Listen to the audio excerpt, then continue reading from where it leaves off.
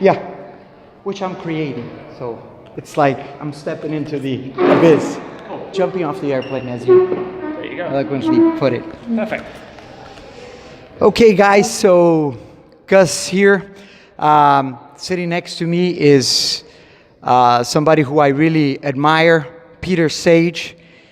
He's been working in the field of leadership and training and development for a long time, and we just spent an entire week together. I kept running into him over and over again in the elevator, and then I participated in at the Infinite Man Summit, just finished just now, and luckily Peter was one of the coaches that helped us throughout the Infinite Man Summit, and so I have him next to me.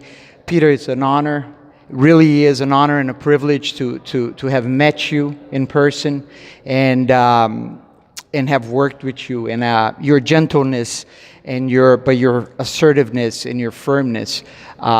People kept asking me what I got out of Anachapulco, and the truth that I didn't have a major breakthrough as far as aha moment of new discovery. What I did get, and I think that's what my takeaway. It's something that you said when you were speaking at Anachapulco, and you said, you told your story about jumping off an airplane, and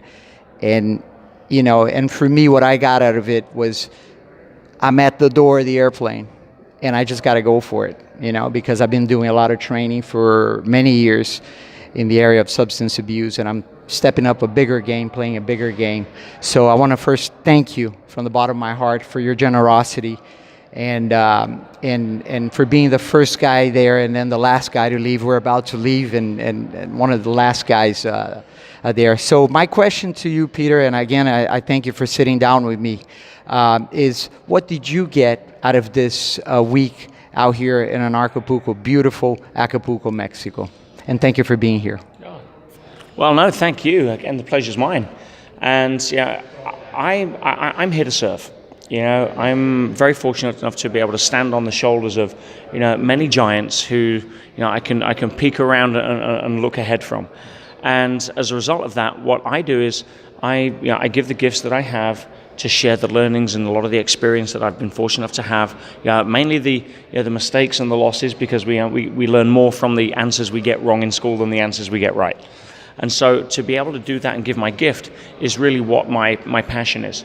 So to be able to come here with like 2,000 people, originally speaking at the TDV, and then speaking at the Anachapulco, and then here speaking at the Infinite Man, and just seeing the transformation of the people on that journey as the awarenesses start to reveal themselves. And as you said, what a lot of people mistake for a breakthrough is they think it's this lightning bolts kind of transformational sort of caterpillar to butterfly moment. It isn't. Breakthroughs are, if I quote Shakespeare, much rain wears the marble. You have this gradual realization of becoming and unfolding as the insights start to build. And sometimes it's the fifth time we hear something where we really get it. Rather than this, say, lightning bolt from the sky kind of transformative, enlightening experience. No. Who we are becoming is a progressive journey. And as long as you're placing one foot in front of the other in the most sort of emotionally mature way that we can, then we're on the track. We're on the path. We're making progress. So for me, what did I get out of this? I got the ability to give my gift, which lights me up. I got the ability to interact with incredible people. I kept meeting in elevators, and I got the chance to be able to see other people's paths as it unfolds for them, and therefore to also remind myself never to judge. What's better, a 10-year-old or a 15-year-old? What's better, a 20-year-old or a 22-year-old? An acorn or a sapling or an oak tree? No, they're just further along their own journey of potential. And so when we look at other people, we tend to forget that. Or we get some level of significance and secondary gain of our ego getting a stroke because we think that we've got more money than someone else, or more knowledge than someone else, or more status than somebody else, etc. No. They're just on their journey, we're on our journey. And all of those things are temporary and can change in a heartbeat. You know, there for the grace of God go I. Exactly. I love that saying. There for the grace of God, there go I. Yeah. Exactly. So, you know, from my perspective, you know, I've had an incredible 11 days here. Yeah, I mean, who can not enjoy this incredible resort? Yes. One of the blessings I get as a professional speaker, trainer, and coach is I get to go around the world and be able to not only touch lives in a way that hopefully makes a little difference or leaves a thumbprint on somebody's path, but also get to experience you did it this. in my heart. You really did. You really did. Thank you. Very inspiring. That's what I want to do. So. Perfect. Well, thank you for, again, giving me the opportunity to share it with even some people I won't have the chance or the privilege of meeting, but hopefully we'll be able to share through our messages here on the channel. Again, thank you, Peter. Your gentleness, your giant gentleness and generosity is felt. The ripple effects are felt throughout, and that's why I wanted to bring you on and share some of. If you guys don't know him, look it up. Peter Sage, petersage.com. Heart of a lion, really has a heart of a lion. And you said to me, which I wrote it down, but I want you to remind me. You said, if there's a book that I want you to read, it's my first book. Could you give everyone the title of that book that you wrote? You said you must write. I think it's Stuck or Struck. Yeah. So for I think the conversation we're having was about moving forward or getting stuck in sort of middle life. Yes. Yeah, a lot of guys in their sort of 40 kind of middle age or just approaching that feel like they're standing straddled.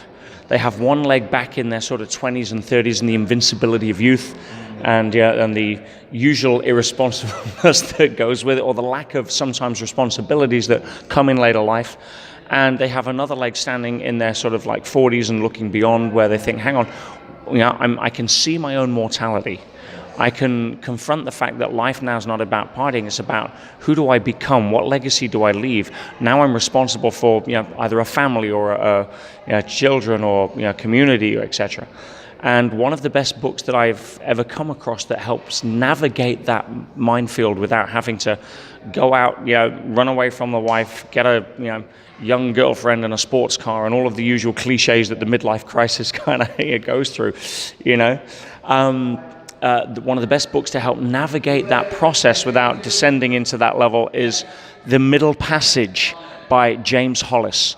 James Hollis was actually a student, one of the most prolific students of Carl Jung, and he wrote a series of incredible books. He's still alive. He's a beautiful soul, but his articulation and his elegance in being able to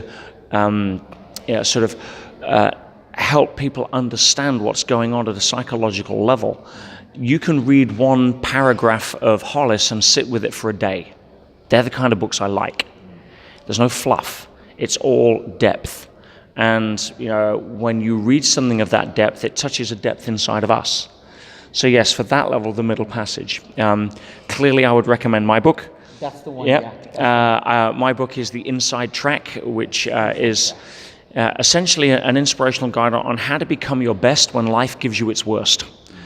The ability to handle and transform adversity is one of the defining master skills in life. It's like relationships. What's one of the master skills of relationships? It's not relating, it's repairing breakdown. If you're good at repairing breakdown, you will be good at relationships, because relationships are inherently breakdown laden, because you have two people with two different models of the world trying to come together as a unit, and inevitably you're going to get some level of friction there at certain points, regardless of an overlap of values, regardless of an overlap of unconditional love. So repairing breakdown is far more of a skill than trying to pretend that you're good enough to avoid them, for example. But The Inside Track is, I'm very blessed and grateful if you reveal or read any of the reviews on any book platform on the planet now. It's pretty much changed the lives of everybody that's read it. So I'm very touched and humbled by that. And the key here is never stop learning. Never stop having that thirst, that hunger, that sort of inquisitive, inspirational nature of wanting to be able to move forward on a path of growth, because when you wake up and I don't say this lightly, when you wake up from sleeping awake, and understand that life is a growth-centric experience, not a comfort-centric experience, everything starts to shift, and you start to flow with the river of life rather than swim upstream. And yes, it's going to bend left when you want to go right. Yes, there's going to be rapids and white water. Yes, you're going to be able to, there's pirates on the river. But when you start to learn how to sail and put your energy into managing your position in the current rather than resisting the current, life will start to transform. Thank you, thank you, thank you. Thank you for the gift of your book. I already ordered. By the way, he said, order it right now, and I did it. You did? So yes, Action. yes, action, action, action, action. That's what I'm doing. That's the stand that I'm leaving Anachapulco with. Acapulco. We're leaving tomorrow. Thank you again, Peter. A great pleasure and an honor again. And I hope to see you on the road. Hopefully, I'll be out there. Giving seminars in my areas of contribution, and maybe we'll work together one day. I have no doubt that the universe will have a path that allows us to cross and add some more value to the incredible people that are out there that we have the privilege of being able to influence. Thank you again. Thank you guys for watching. We're out from Acapulco, Mexico, 2019. Thank you. That's awesome. Yeah. Yes. Thank you so much.